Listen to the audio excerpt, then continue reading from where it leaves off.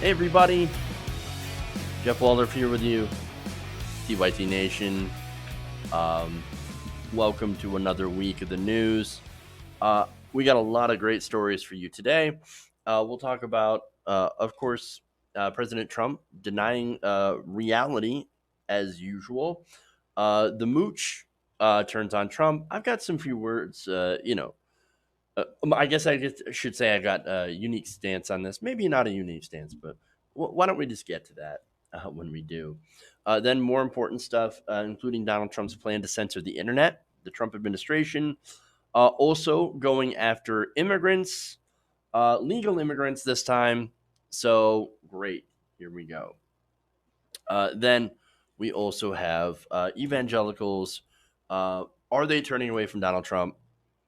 Maybe they will, and their reasoning is kind of interesting, slash a little ridiculous. So we'll get to that stuff. But before I do, please like and share the stream. Very important that you do.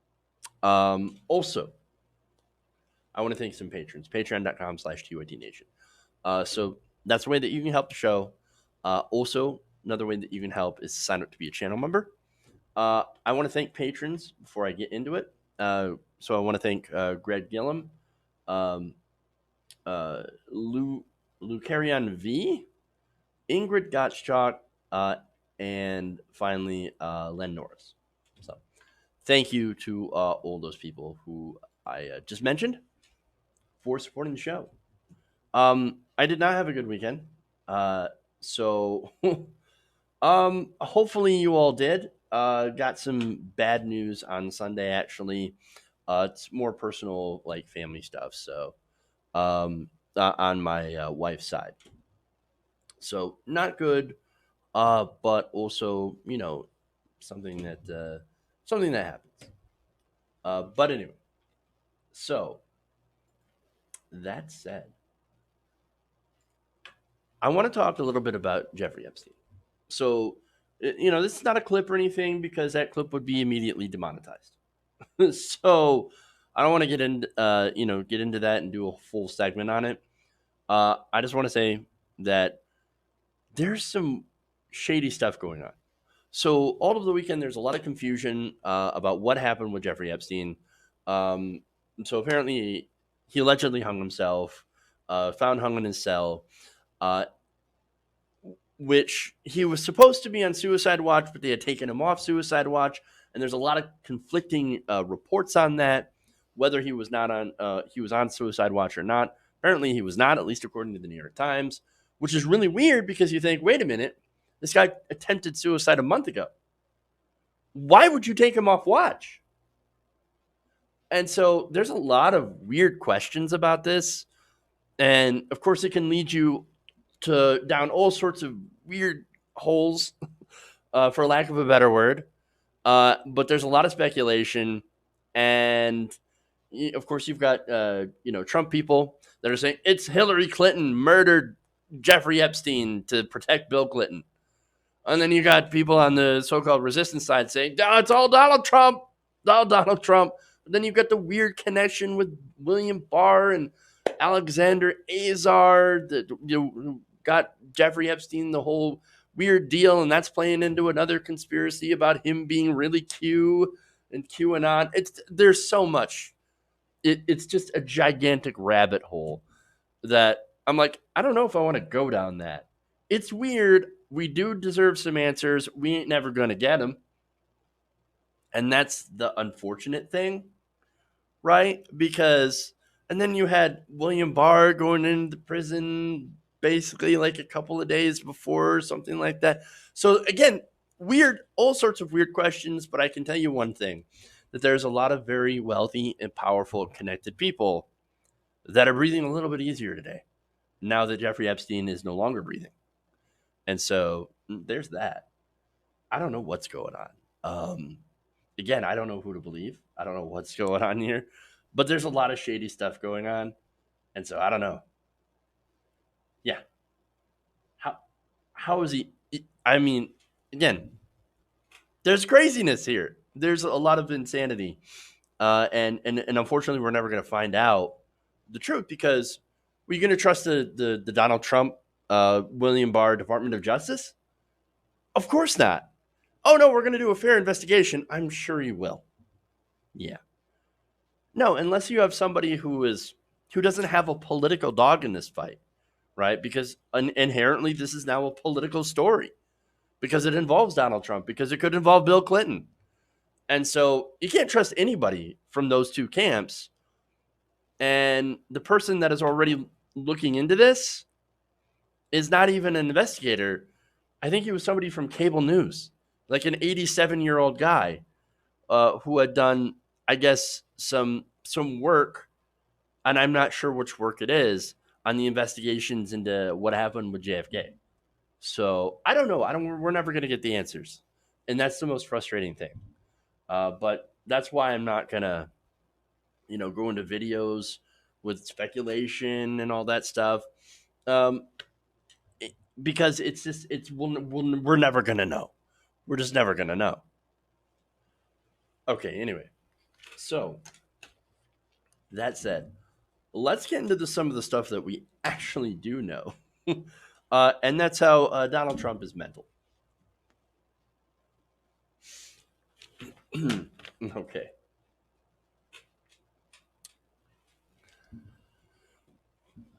Now, President Trump continues to have this belief that the economy will help him win re-election. Now, that's despite the fact that, of course, that some economists are talking about there might be another recession coming in soon, within the next couple of years, maybe even sooner. The Trump economy is basically built on a house of cards, and I've said it before. You have wages that are stagnant, corporations laying people off. For example, you had recent layoffs in Lordstown, Ohio. GM, you had a lot of layoffs at Carrier. Actually, them moving to another country. You had basically a lot of different companies have either decided to lay off. AT&T also did layoffs. We've reported on all those different things throughout the last year and a half. And yet, for some reason, Trump says, oh, no, it's going to be better. Not only that, but even despite having massive tax cuts, right, there were these layoffs and there was a little bit of bonuses, but not very much, and then stagnant wages following. No gigantic bump in wage growth. Now, not only that, but of course you have the farmers. Farmers are getting absolutely crushed by Donald Trump's handling of trade. Despite that, the president continues to retweet people like the chair of the Republican Party, who claims that, oh, no, we're doing great. We're doing amazing. No, we're not. The latest reality-defying retweets came after they posted a video showing an Iowa farmer who loves Donald Trump. Now, are there farmers that love Trump? Of course there are. That said, this was right after the Secretary of Agriculture got an earful from farmers not doing great under his presidency, and I reported on that. In fact, Brian Tallman, who serves as the president of the Minnesota Corn Growers Association, said this: "We are not starting to do great again. We are starting to go down very quickly." Well, that's not good. That's the opposite of doing well.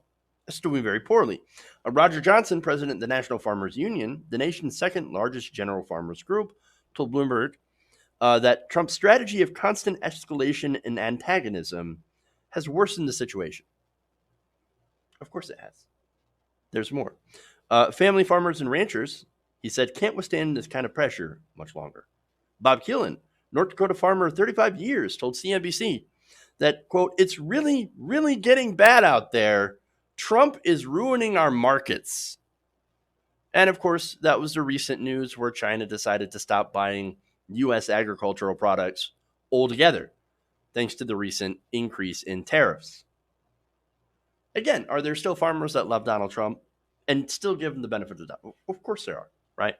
But you can't argue with what's going on, the reality of the situation, that Donald Trump has basically taken what was a pretty good, relationship that you had with China buying agricultural products. And China does a lot of other bad things, don't get me wrong. But in this case, they would buy the massive majority of soybeans grown in the United States. That was good for soybean farmers. That's good for the Midwest. It's good for the economy. Now, that is no longer there. The reality is that it's actually really bad out there for the farmers. And that's due to Trump's ridiculous trade policy. Now, are there ways that you could try to modify China's behavior and encourage them to be a better actor? Yes. Has Donald Trump done that? Well, obviously not. Now, there's more. Now, President Trump seems to be certain that he'll be facing Joe Biden in November. I know, laugh along with me, right? Now, maybe it's because he wants to face Joe Biden in November.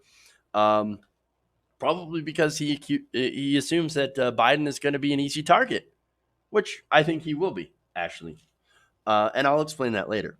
Now, the other retweet that he had done is basically a lie that the Biden presidency would kill the fossil fuel industry and the auto industry right alongside with it. That's kind of funny because it doesn't really match up, right? Greenpeace just gave Joe Biden a D-. Just saying, right? Not only that, but here's the thing. Do you really think that status quo Joe is going to kill the fossil fuel industry? Are you kidding me? No, it's a lie. I actually wish he would kill fossil fuels. Not like this second, but replace fossil fuels. And of course, the workers allow the workers to get better jobs outside of the fossil fuel industry and help them with the transition. Do that within 10 years. That's what a lot of the progressives with the Green New Deal are proposing. Let's, put a moratorium. Let's shut down and taper off fossil fuels and transition all those workers into the jobs of the future that actually have benefits, they pay more, and are better jobs overall. That would be fantastic. Now, Joe Biden says, oh, well, I'm now in favor of the Green New Deal. As you're going to see, not really. No, Biden's plan is not ambitious at all. At all. In fact, parts of his plan were literally copied and pasted from other people's climate plans. So, and look, this isn't the first time that the Biden campaign, through the many numerous campaigns that he had run attempting to be president, has been accused of plagiarism. But here's the thing. If you're basically copying and pasting other people's plans, then that really kind of tells you that you're not exactly serious about doing climate change. So no, I don't think he'd kill fossil fuels. And I certainly don't think that he would kill the auto industry. And on climate change, we've got less than 12 years, right? Biden's plan called to go net zero by 2050. Not only that, but like I said, it's not fast enough. It's not enough to avoid climate disaster. So, and look, as far as anybody else's plans, they also do not kill the auto industry. Now, what they would do is that they would force a switch to electric vehicles by about 2030. That's fine as long as they do it right. And what do I mean, do it right? Well, look, one thing that nobody seems to mention is how they're going to get people who can't afford to buy new cars to get new electric cars. How are you going to do that?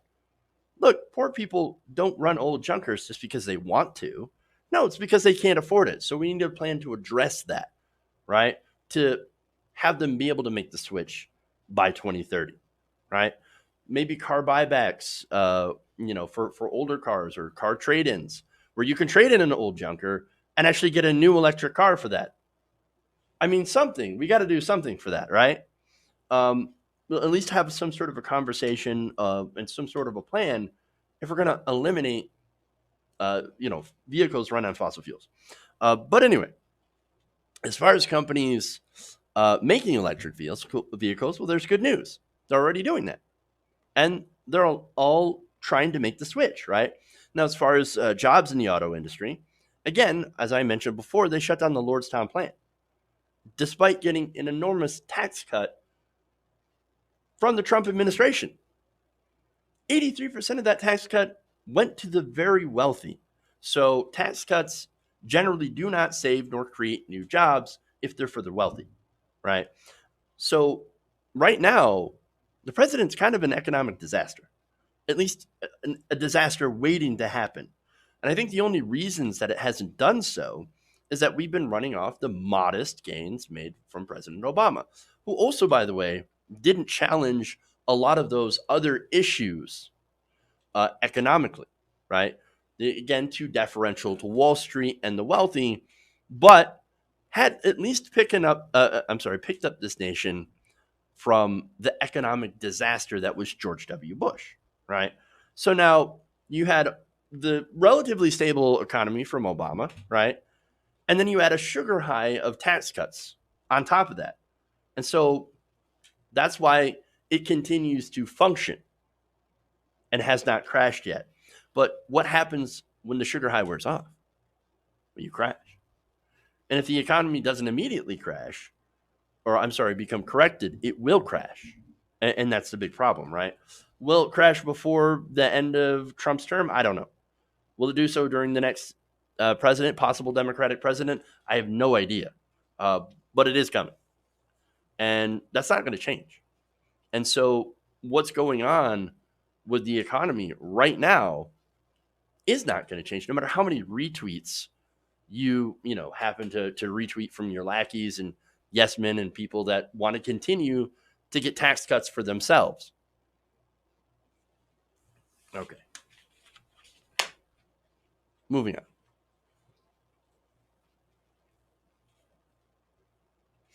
All right. Let's go to the mooch.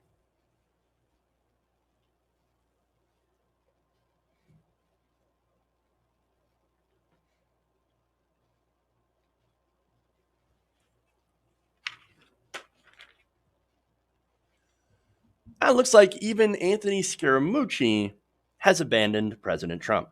And on Sunday, the former White House communications director had tweeted this out. He said, "For the last 3 years, I have fully supported the president. Recently, he has said things that divide the country in a way that is unacceptable, so I didn't pass the 100% litmus test.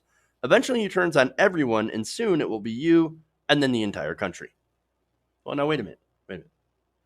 Recently, right? Where were you for the last, 3 years? When he insulted women, the disabled, Latinos. I mean, really, Scaramucci, now you decide you want to speak out? No, I know what happened, right? So Scaramucci has been on television for quite some time, right? He got a nice little place as a, TV pundit contributor, right? One of the now very much sought after anti-Trump Republicans to be on CNN. And that's because, of course, it is now a cable news goldmine. They're like, oh, look, it's an anti-Trump Republican that used to work with Trump. We got to have him on the show. We got to have him on the network. You got to ever have progressives on your network? CNN? Well, to be fair, every once in a while they do, but it's not very much. And they certainly never do so on MSNBC. So now that said, right, there is truth to what he's saying. The president will turn on you. He's done so many, many times. Once you're no longer useful or you happen to steal the spotlight, poof, you're gone. That's it. We don't want you here anymore. And like so many other times that it's happened, there's always a tweet. He said this on Twitter. Anthony Scaramucci was quickly terminated 11 days from a position he was totally incapable of handling. Now seems to do nothing but television as the all-time expert on President Trump. Like many other so-called television experts, he knows very little about me. He added, Anthony, who would do anything to come back, should remember the only reason he is on TV, and it's not for being the mooch. Look, is he actually kind of correct? Yeah. Look, there are people that flock to Donald Trump for fame and power. Of course. And then they either leave or they get kicked out. And then, right after that, they always end up either writing a book or going on cable news. And then, if they go to cable news, like Scaramucci, they become very high-paid contributors and political analysts. And that is despite having, for a while, supported and defended some of the worst impulses of the president. These are the same people who swear that, oh, no, we're the adults in the room. We're the adults in the room. No. What you are is your enablers. Nonetheless, they're getting praised. People like Scaramucci for saying stuff like this. Last week when I asked you if you still supported, and the answer was yes. This morning, when I asked you if you're calling for a change at the top of the ticket, you said it should be considered. So are you no longer, as of this morning, It should be supporting? considered. I'm in a neutral. I'm now in a. I'm a Republican, so I'm not switching parties to support a Democrat. I believe in the values and the policies of the Republican Party, but I'm now neutral on the president. You're now neutral on the president. Let's see how president. he continues to act, and if no, oh, absolutely. You have to get into a neutral position. And all right, so you are no longer an active. You are no people. longer, Anthony. I just don't want to pass this by. So people, you are no longer an active supporter of President Trump in his re-election bid. Yeah, I think that's pretty obvious from over the weekend. I mean, the guy's actually dissembling a little bit, and he's sounding more and more nonsensical. And, we're sort of anesthetized to it, and people inside are watching, oh, yeah, that's just President Trump. Just let him act like that. But, you're fracturing the institutions and all of the things that the country stands for. So that's not worth the economic policies. He's sounding more and more nonsensical. No, he's sounded like that at least for the last 3 years. I know there's this thing about, oh, no, Donald Trump, he's getting worse. No, I guess maybe you could make an argument that he's gotten slightly worse. But then again, he's already started out really bad to begin with. And so now conveniently, Anthony Scaramucci says, oh my God, I can't believe how divisive he is. I can't believe it that, we elected this guy who started his entire campaign on divisiveness. I can't believe he's being divisive now. Wow. Oh my gosh. It turns out that I totally do not support him, and I support someone else. You mean to say what? Like you? Scaramucci 2020? The Mooch 2020. Hey, he's still a Republican, and he's on TV. I don't know if that's going to happen. I don't know, but it wouldn't surprise me. All right.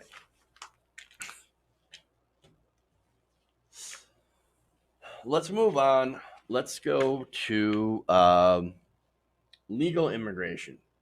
So this is something that the administration is trying to do. Okay.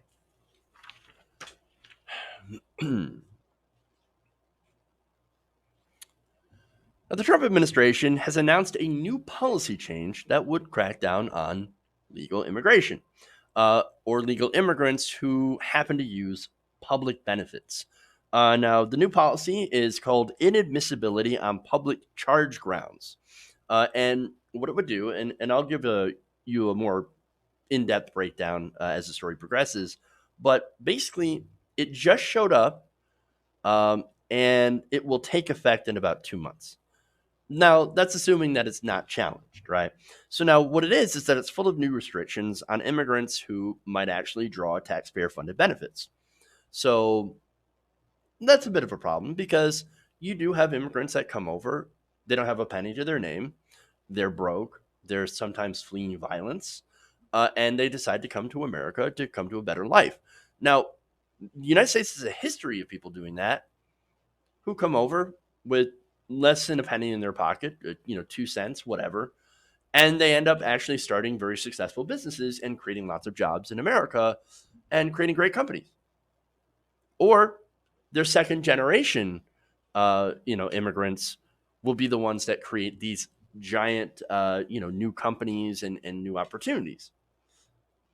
The Trump administration is like, no, we're going to put a stop to that. According to the Washington Post, wealth, education, age, and English language skills will now take on a greater importance in the process for obtaining a green card, as the change seeks to redefine what it means to be a public charge. And we'll get to that as well as who is likely to be one under U.S. immigration law. So you're going to hear that public charge, public charge, public charge. What does that mean? What does it mean to be a public charge? Essentially, it's getting any sort of taxpayer benefits, but there's also a more insidious component to it as well, because anyone who's a public charge could also be someone who might be considered for their application for a green card to possibly someday need any sort of public benefit.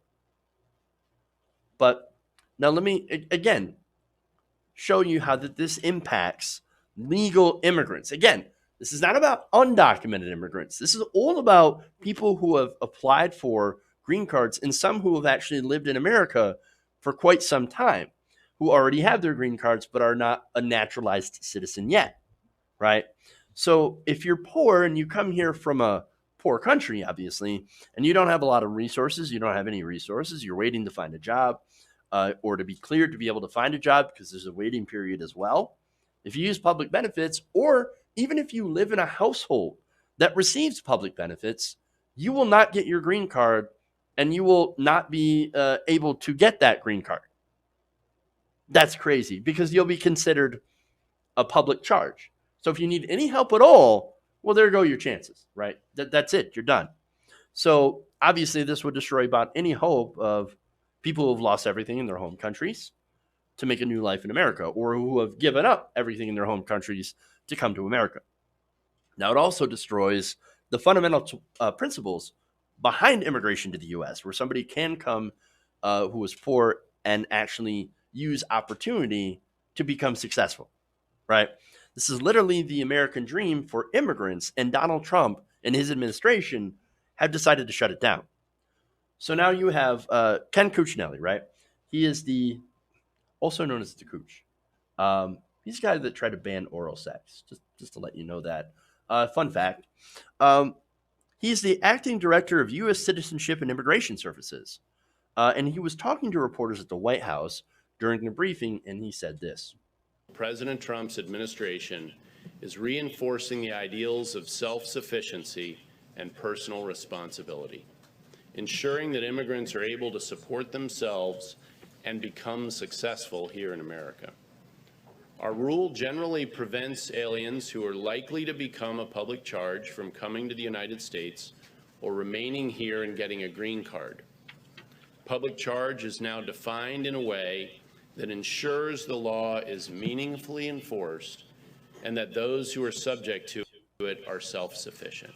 This rule will cover, for USCIS, almost 400,000 people a year whose applications to become legal permanent residents will include a meaningful analysis of whether they're likely to become a public charge or not. I do not think by any means we're ready to take anything off the statute of liberty. But if they could, they probably would.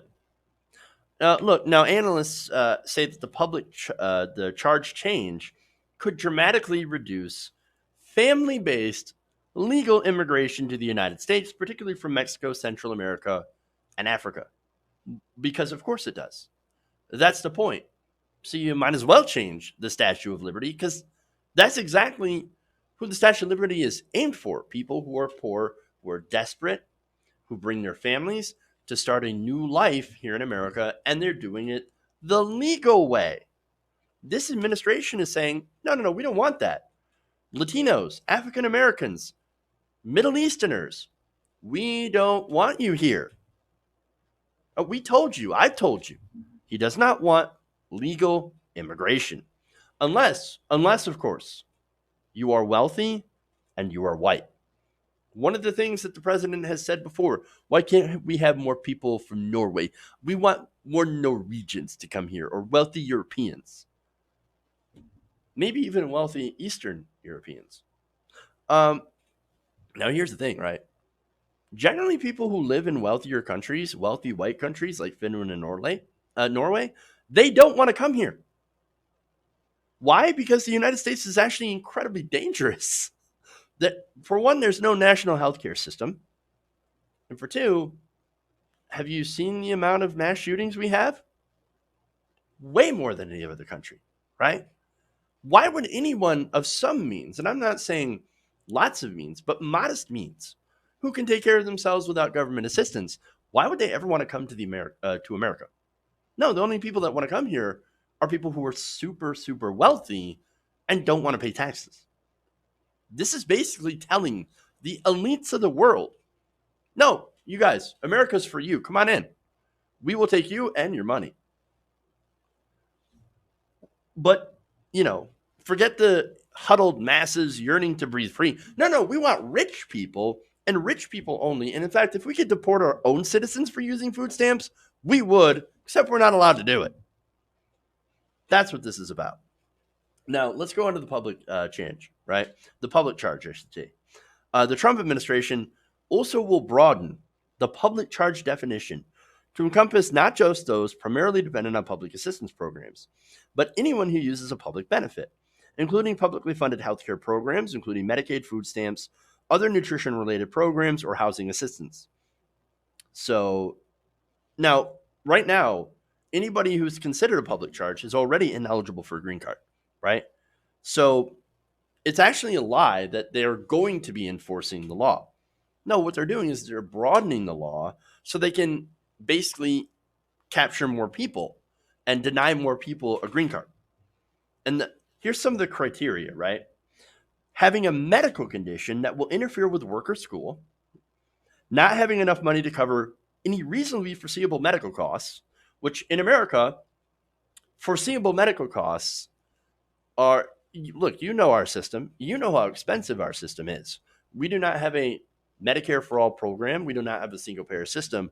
We pay twice as much as Canada and the UK to get medical care per capita. And then they're saying, oh no, in order to get a green card now, you have to make sure that you have enough money to cover any reasonably foreseeable medical cost, which could be in the hundreds, maybe even thousands of dollars. And that's related to such medical condition. Not only that, but if you have financial liabilities, haven't been approved to receive a public benefit, even if you don't collect that benefit, if you've applied and been approved for that, they will consider that you being a public charge and can use that for grounds to deny you. Having a low credit score can lead to you being denied a green card. The absence of private health insurance, the absence of a college degree, not having the English language skills sufficient to enter the job market, or having a sponsor who is unlikely to provide financial support. These are the guidelines. You know, it's funny, a lot of Americans wouldn't actually meet these guidelines. But then again, since we were all lucky enough to be born here, I guess we don't have to worry about it. Genetic lottery, you know. So, of course, the effect of this is that green card holders who may have these issues are just not applying for benefits now, meaning that there are people who are food insecure that need help, but are not taking it because Trump will take away their green card, or the government will. Or people have medical conditions, right? Now go, well, we're going to make sure the government doesn't know about any of this stuff, because if they do, then we're going to have our green card removed and then possibly thrown into a cage and deported. So now it's incredibly gross. It's cruelty for the sake of cruelty. And it's again saying to the wealthy and the elite across the world, America's only for you and not for anyone else. But here's the thing. Trump's base, this is exactly what they've been waiting for. They love policies like this. This kind of thing is what he talked about, what he promised to do. The whole campaign from the start was about keeping immigrants out of America. And that's the thing. Make America great again. Basically means make America white again. Everything else was also pandering, but he never meant a word of it. On this again, Trump believes in these old stereotypes, right? And when he went to the crowd, and this is the interesting thing about him, right? Because look, again, Trump, you know, is an old school racist, believes in these old, you know, stereotypes against, about Puerto Ricans being lazy and black people being criminals and thugs, etc. That's why he took a whole, front page ad out to call for the death penalty for the Central Park Five, even though that they had been found not guilty, and they actually had the real rapist that had committed that attack and who had admitted to it. Didn't care at all. Oh, well, they must have done something wrong, right? Those old stereotypes, right? He believes in those. And so it wasn't hard for him to A/B test the crowd and to say, you know, all immigrants are terrible, they're lazy, etc. People from Mexico are criminals and rapists and things like that. and he would test the crowd. Immigrants good? Boo. Immigrants bad? Yay. And so he would appeal to that crowd, and that's what he continues to do. It's what he's always done. He's played to the crowd. He's an entertainer at heart. Tells people what they want to hear, and then ends up somehow being able to stuff money, all that money, into his own pocket. This immigration stuff, it's actually one of the things he has the power to do as president, doing these executive orders. Now, that doesn't mean it's not going to get challenged in court. There will be plenty of court challenges to this executive order. And so maybe we can keep this from happening. We can keep, the Trump administration from denying people who come here to the American dream, to try to, get the American dream. It's my hope, like I said, that we can put a stop to it, because this is a gross, inhumane, disgusting policy. All right. Here's what I'm going to do. I'm going to take a break. We'll take super chats. I'll read some comments when I come back. And then we have 2 more stories. We have evangelicals, and then, of course, we have Trump versus the internet. So we'll stay right here. We'll be back in a couple minutes. And run the name.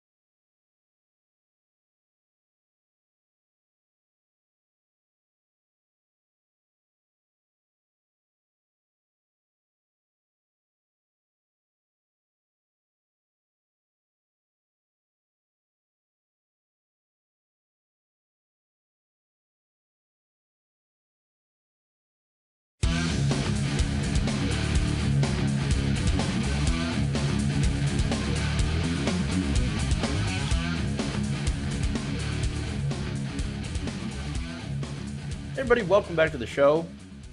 Around the Nation right here, TWT Nation. Jeff Waldorf here back with you.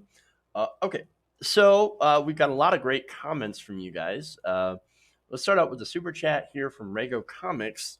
Hopefully I said that right. Caught up live streams from last week. Do you think the Consumer Financial Protection Bureau new policy is a potential attack on Warren? That's a good question. So, no, I don't think the answer is yes at all. I think that they were planning on doing that anyway, because the whole point of putting in people, Kraninger, first, what was it, Mnuchin, then Kraninger, was to destroy the Consumer Financial Protection Bureau. Why? Because they work for those companies. They work for the credit card companies. They work for the debt collectors. They don't work for the American people. Apparently there's no money in working for the American people.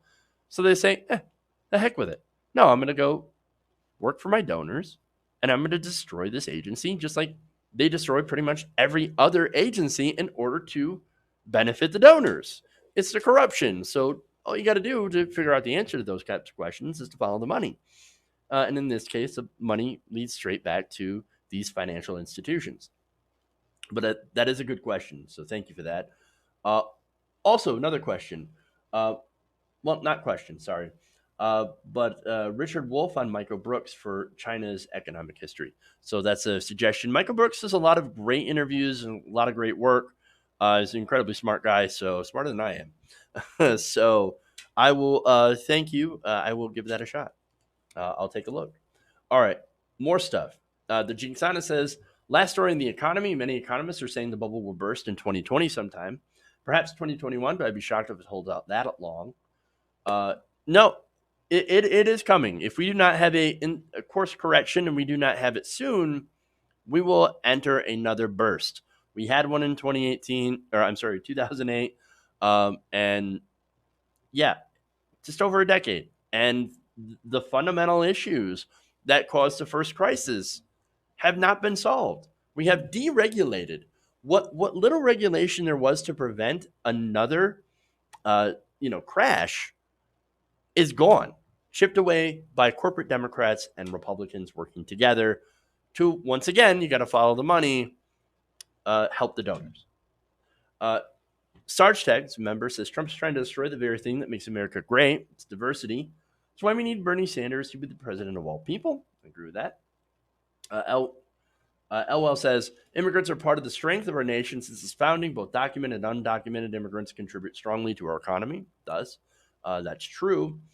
And then Tia Wheeler, on that same subject, says, the problem with cracking down on illegal immigration is that you would have to kick out everyone who doesn't have Native American blood in their veins. Another good point. Now, here's somebody who disagrees with us, massively so. Sandy P asks, why is the mainstream media and TYT ignoring Dayton, Ohio shooter who was involved with Antifa and a huge supporter of far leftist Bernie Sanders and Elizabeth Warren? Why did you guys ignore that? Ignore the politics? Well, first of all, we didn't ignore the actual shooting that happened. But in this case, unlike what happened in El Paso, the politics weren't at play. Now, if you can remember the man that shot Steve Scalise, that was politically motivated, and we reported it such. Steve Scalise, the person that shot him and a bunch of Republicans on a baseball field during one of their games, that was politically motivated. He was a fan of Bernie Sanders. Now, obviously, he didn't get the core ideas of Bernie Sanders, which is nonviolence and core progressive ideas of nonviolence. That's also why I continue to call out the tactics of Antifa and say that I don't agree with doing violence.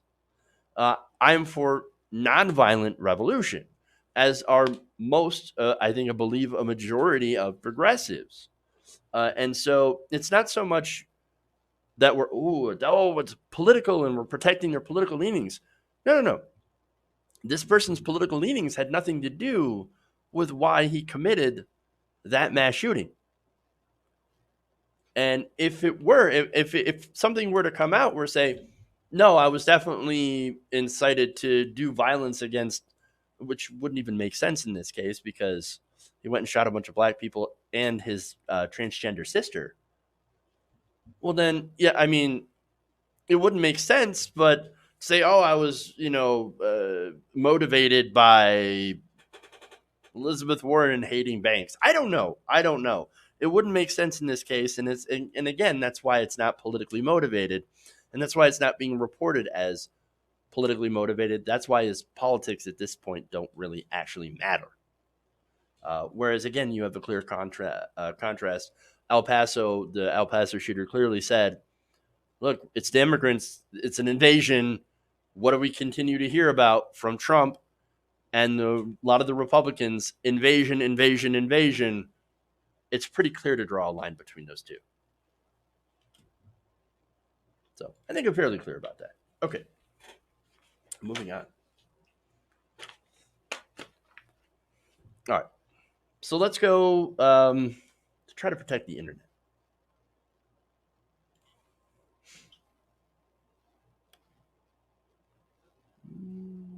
Okay. Nope, that's wrong. Here we go.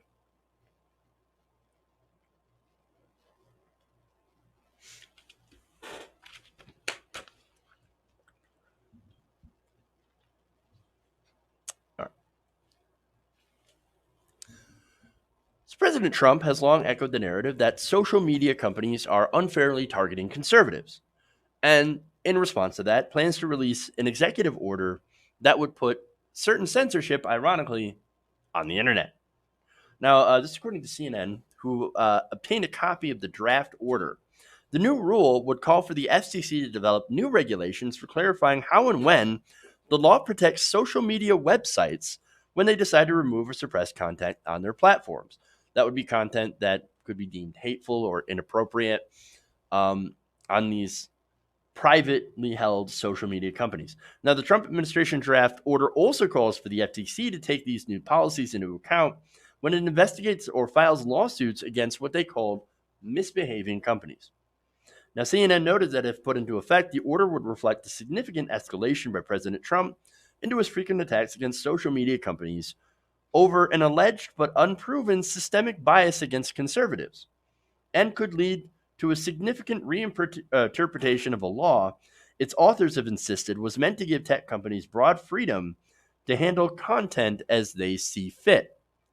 So here we have the Trump government saying we would like to put ourselves in charge of what social media companies allow to be posted on their websites. And they're doing it by executive order, no less. Now, I don't know about you, but I thought conservatives were supposed to believe in small government and free speech. This is not free speech. Now, following reporting on the leaked draft, free speech and online advocacy groups, they decided to hit back against this. Here we have a quote here from Deputy Director of Fight for the Future, Evan Greer. She said, "It's hard to put into words how mind-bogglingly absurd this executive order is. In the name of defending free speech, it would allow mass government censorship of online content." Well, that would seem to be diametrically opposed to their plan, what they plan to do. In practice, right, it means whichever party is in power can decide what free speech is allowed on the internet. Now, there's more. PEN America, who defends free expression for writers, journalists, and others, also warns that any executive order based on this draft rule would be an unconstitutional anti-American edict. They said, and this is PEN America, quote here. They said the leaked document showed the Trump administration is drafting an executive order that, if upheld by the courts, could essentially end free speech on the internet. The draft order would put the FTC and the FCC, headed by its notoriously corrupt chairman, Ajit Pai, in charge of monitoring and policing online speech of social media platforms, online forums, and more. It would give these bureaucratic government agencies unprecedented control over how internet platforms moderate speech by allowing them to revoke the essential protections Congress laid out in Section 230 of the Communications Decency Act. Now, what is that? The CDA 230 is the basic law that makes it possible for online platforms to let users post content. Now, for example, I'm allowed to post content on YouTube because of CDA 230. So now, if that's gone, well, then I don't have any protection, which means the government could then, under this proposed rule, this executive order, could shut down YouTube if they don't remove my post for saying something critical about the president. Every meme, they said, every social media post, every blog and user-created video on the internet has been made possible by this crucial free speech protection. If the government doesn't like the way a private company is moderating content, they can shut down their website. Now, that would, of course, be incredibly disastrous, not just for the left. And I'm not speaking, this isn't political, right? Even though, of course, it's the Trump administration. And the reason the Trump administration is proposing this rule, of course, is because of this so-called alleged bias against conservatives. But what's going to happen here is that, again, both right and left-wing websites, this is going to get abused, and they're going to get shut down. And so, look, even if you're against if you're on the right wing, you're against the establishment, right? The right-wing establishment, Republicans could go, you know what? We don't like what you're saying. We love our corruption, and you're calling it out. And if it's one thing Republicans, Democrats, progressives, conservatives can get together on, it's the fact that we hate corruption. We hate corruption in our government. We hate when people take money and bribes. And so, and I'm talking the voters here, not the politicians who accept those bribes. Oh, they love the corruption. But I'm talking about the voters, right? If one of them on the right decides to take a shot at a corrupt politician, not in a literal sense, but like make a video that's criticizing this right-wing individual, this politician, or even a Democratic politician for taking bribes and from big corporations or whatever, special interest groups, George Soros, right? Well, guess what? That could get shut down under this proposed rule. I mean, you don't think that will happen? Of course it would. They would love nothing more, and I'm talking the establishment here, than to go back when there was nothing more than corporate media that would tell you the establishment line. YouTube, Facebook, Twitter, we would all be affected, right? Not just that, but any online forum for any news agency as well. This would end up being a complete dystopian anti-free speech nightmare. And while the Trump administration has tried to argue that the new order is just a tool to keep web platforms from censoring online speech, it ironically, according to Fight for the Future, says this plan would create terrifying new censorship powers for the government to do just that. So now here's the thing, right? This is based on a false premise. There is no bias against conservatives on social media. But I know Republicans will be like, but we get banned from Twitter. I mean, look at this person that got banned from Twitter. Yeah, you look at one person on the right, there's another person on the left that also gets hit and banned from social media. They get shut down for different reasons. In fact, on some, on YouTube, conspiracy videos and things like that continue to drive tons and tons of views. Whereas you have progressive independent outlets that continue to get demonetized and deranked. You have a Secular Talk. You have, TYT. You've got Humanist Report. You've got this channel. And you also have a smattering of other right-wing channels that also get demonetized as well. Steven Crowder is one of them. Although you could argue that he might have deserved it. But I'm going to reserve that judgment for you. That said, both the right and left are getting hit by this. It's not just, they're going after the right wing. They're going after anybody who is an advertiser friendly or friendly towards corporations, really. In fact, social media companies are favoring old media over anyone else. That includes CNN, MSNBC, and Fox News. In fact, when YouTube went after these conspiracy videos, which were, again, mainly came from right-wing sources, the algorithm took views, recommendations away from these conspiracy channels, and they funneled them right into Fox News. I mean, I would understand if maybe thinking, oh, there might be some sort of bias in recommendations away from the right wing, if they were to take people who watch, right wing conspiracy videos and point them towards like our channel, for example, right? Where we're definitely not conspiracy or conservative. But instead, no, they get railroaded and pointed towards Fox News. How's that conservative bias? No, what there is that there is an old establishment media bias. There's a bias against independent creators. We've had problems with demonetization for quite some time. It's actually gotten worse as of late. Now imagine putting more power into the hands of Trump and Ajit Pai. The power to be able to shut down websites for content that the government disagrees with. No. That is a horrible idea. It is horrible. Not that there isn't problems with YouTube right now, as I pointed out plenty of times. But this makes it that much worse. It would make it that it basically would destroy the very things that made the internet both wonderful and great and free and open. So we got to put a stop to it, man. Okay.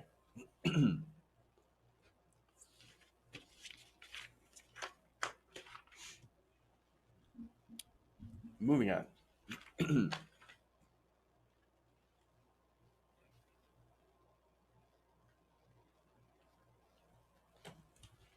One more here.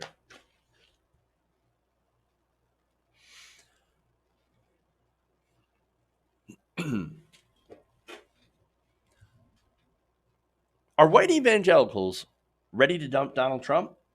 Maybe.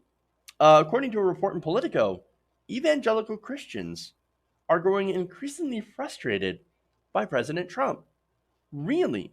And they might even turn away from him from the 2020 election. But wait, there's a little twist in here. You'll never believe the reason that they're getting angry at President Trump. Apparently, they're getting mad because he's using more profanity than he did last time. And that has some Christians very upset. Now, of note, there's a West Virginia lawmaker who called out the president after he told a recent rally crowd that, quote, they'll be hit so goddamn hard while boasting about bombing Islamic State militants. Now, wait, what was the profanity in that? Well, according to Paul Hardesty, he was mad about using Donald Trump using the Lord's name in vain. And he had received a lot of phone calls, not Trump, Hardesty, from angry constituents. Now, he said, quote, the third phone call is when I actually went and watched the speech because each of them sounded distraught for using the word goddamn. Wow. Hey, look, that's your line? That's not the bigotry and the racism. Oh, no, that's fine. But how dare you drop the D word? I mean, apparently around some white evangelicals, that's beyond the pale. Now, the issue apparently has hit a nerve among those who have become some of the president's most reliable supporters, white evangelicals, Political reports. The group was key to Trump's 2016 win, helping bolster his standing in critical swing states. And Trump needs to maintain his support if he wants to win a second term. Now, Hardesty told Politico, quote, I've had people come to me and say, I voted for Trump, but if he doesn't tone down the rhetoric, I might just stay home this time. Well, that's interesting. Now, despite this, you've got people like Jerry Falwell Jr., right? Jerry Falwell Jr. says, don't worry about it. Oh, no, it's fine. In fact, quote, we all wish he would be a little more careful with his language, but it's not anything that's a deal breaker. And it's not something we're going to get morally indignant about. I mean, look, I guess if you want to get morally indignant over the use of the word damn, what else? I mean, that's just a minor thing compared to some of the other stuff he's done. Again, he's been accused of sexual assault, having multiple extramarital affairs. groping women without their permission, et cetera, on and on, lying over 12,000 times. So why would a little thing like that suddenly matter? So to me, that seems super, super odd that this is the straw that broke the camel's back. I don't know, man. Still, Political reports that for evangelicals, Trump's indelicate language has frustrated religious fans who have otherwise been true blue supporters of his agenda. They agree with his social policies, praise his appointment of conservative judges, and extol the commitment to Israel, often tolerating Trump's character flaws for the continued advancement of all three. But, as Hardesty put it, when it comes to using the Lord's name in vain, the president's evangelical base might be far less forgiving. Strange times, man. This is super weird. Look, I guess the reason that this is important is that, as it was mentioned, evangelicals carried Trump to victory in 2016. He needs them. And he had over 93% support from white evangelicals in the last election. But here's the thing, right? Yeah, I know they're all sound and fury, like when it comes to, oh, how dare you use those words? You need to tone things down. But when it comes down to it, come election day, they're still going to vote for Donald Trump. He's going to get the majority of white evangelicals. He's going to get at least over 75%, if not 80, 90%. Maybe there's a few people that are turned off by him and might want to stay home, but I don't think it's going to be enough to make a huge difference. Why? It's because, again, they look at the stuff that he does. They look at Kavanaugh. They look at the stuff he tries to do. Moving the Capitol, or not Capitol, but moving the embassy to Jerusalem. That's something that appeals to evangelicals who believe in this end times fantasy, right? The capital's got to be Jerusalem, all that stuff. They look at the stuff that he's done and they think, who cares? We're never going to find anyone else who's going to enact our dominionist agenda. I don't like what he says, but I sure love what he does. And so I think in the end of the day, they will tolerate a lot more of it in the end, even if they're griping about it, if they get what they want in the end, which of course is Christian Sharia law or Christian rule over the United States. And of course, ushering the end times. Okay. That's it. That's all I got.